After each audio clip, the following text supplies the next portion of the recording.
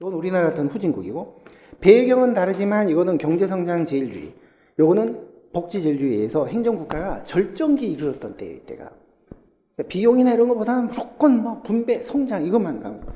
이거는 분배, 성장. 그래서 결국 이게 개발 독재로 이어지고 요거는 실패하고 결국 정부 실패가 된 거예요.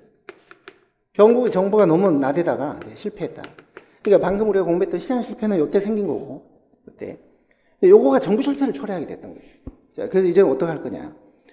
자, 이제는 다시 시장으로 넘겨주든지 아니면 함께 하든지 하자. 이제 시장으로 넘겨주자. 시장으로 넘겨주자. 이게 바로 NPM이잖아요. NPM. 1980년대.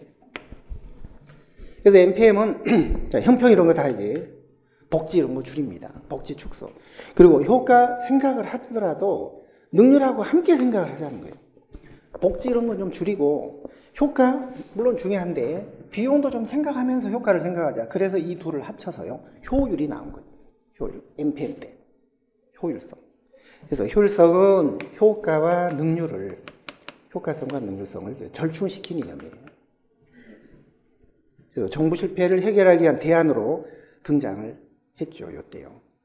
자, 그런데 이제 너무 이제 효율 위주로만 가다 보니까 이제 정부는 왜 있는 거냐? 뭐 정부가 꼭 시장처럼 꼭 효율만 생각해야 되냐? 아니다.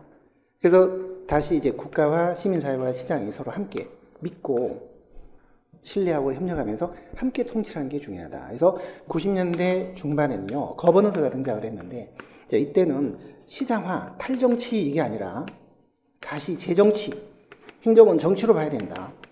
국가와 시장과 시민사회가 함께 정치적인 상호작용을 하면서 함께 문제를 해결해야 된다. 그러려면은 믿음이 중요한, 국민과 기업과 시장 서로 믿어야 돼요. 그래서 이때 사회적 자본 이런 것도 나왔고 신뢰 이런 개념도 이제 나온 거거든요. 신뢰. 신뢰성이 90년대 가치로 이제 등장을 했어요. 근데 이때 형평 나올 때 이때가 신행정론, 이 시기가 바로 신행정론이거든요. 신행정론. 행태론의 반길 요게 반길 들었던 신행정론. 요 시기인데 이때는 이제 복지 문제가 중요했기 때문에 분배 문제를 엄청 강조했고 분배하고 연관된 가치들이 많이 쏟아져 나오죠.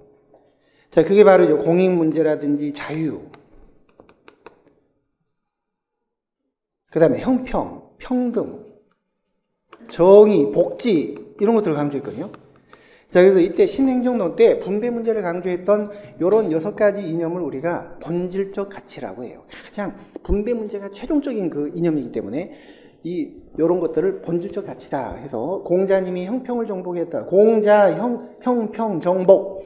공자가 형평을 정복했다. 공자, 형평, 정복이 6대 본질적 가치예요. 그건 암기를 하십시오. 자, 83쪽을 가보실래요? 83쪽. 한가운데 포인트 위에 보시면 본질적 가치에서 본질적 가치는 시대 흐름에 관계없이 항상 행정이 지향하는 궁극적 가치예요.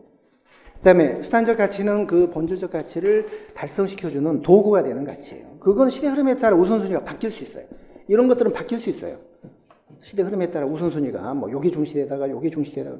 그러나 이 본질적 가치는 예나 지금이나 시대 흐름에 무관하게 항상 중시되는 궁극적인 가치예요. 그게 공자, 형평, 정복이에요. 그건 암기하십시오. 지금 당장 암기하시고요. 이런 건 잘 안 잊어먹을 거예요. 죽을 때까지도 시험장에 가서도 다 기억나요. 공자님이 형평을 정복했다.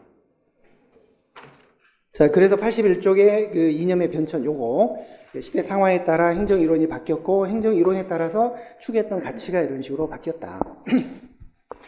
자, 이론을 우리가 공부를 다 할 거니까요. 자, 이론을 공부하다 보면 거기서 다시 또 나옵니다. 그래서 너무 여기서는 요걸 외우려고 하지 마시고 여기서는 공자, 형평, 정복만 본질적 가치다. 나머지는 다 수단적 가치다. 나머지는. 그렇게 생각하시면 되고. 자, 그러면 본질적 가치부터 좀 보겠습니다. 84쪽. 아무래도 본질적 가치가 더 중요하죠.